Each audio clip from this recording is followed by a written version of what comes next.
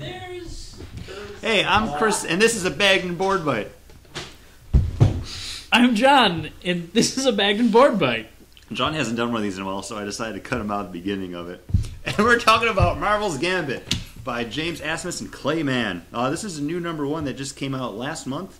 I wanted to pick it up when it was announced, but our comic shop was sold out of it, and I just saw it this past week, so I grabbed it and read it. And we were teens in the 90s, so of course your favorite X-Men were Nightcrawler and Gambit. And Colossus. And Colossus. But Gambit Nightcrawler was one of the best ones. Yeah, so was Gambit. He was super cool. And like he says in this book, he can pull off pink. He definitely can. And reading this reminded me a lot of that original Gambit miniseries that you had back in the 90s, except it's much better. This is dealing with Gambit, the thief with mutant powers, and it's got what Paul likes. It's a heist story. And Paul's making face like...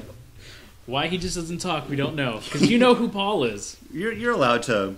Yeah, but I'm not on camera, so it's just confusing to the audience. Well, they're used to hearing you anyway, so they it's think okay. You're the voice of God, then. This is something I kind of wish I had been able to pick up #1 when it came out, because I probably would have kept up with numbers 2 and 3. I really enjoyed this. I want them to write me a comic that's 3 cubics by 4 cubics large.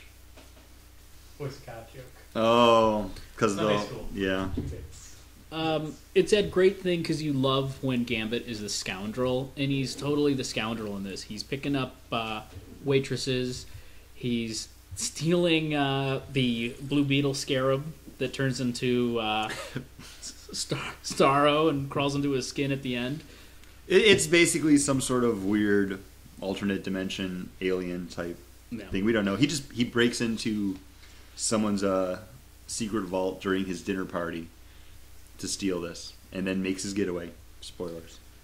And the waitress that he hits on has got something bigger to do with the story. So I thought it was a lot of fun. I love seeing Gambit back in the pages like this. And if he was in the Harry Potter world, he'd be a Slytherin, like me. John just got sorted on Pottermore after we sat him down and made him do it.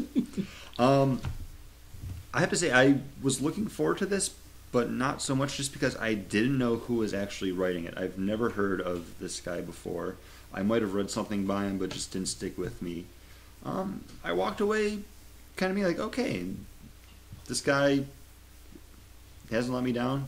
I'm intrigued. Same thing with the art. Clay Mann, I don't know him, but he's got cool style. It works for Gambit. It works for that kind of Ocean's 11 type feel that they're going for.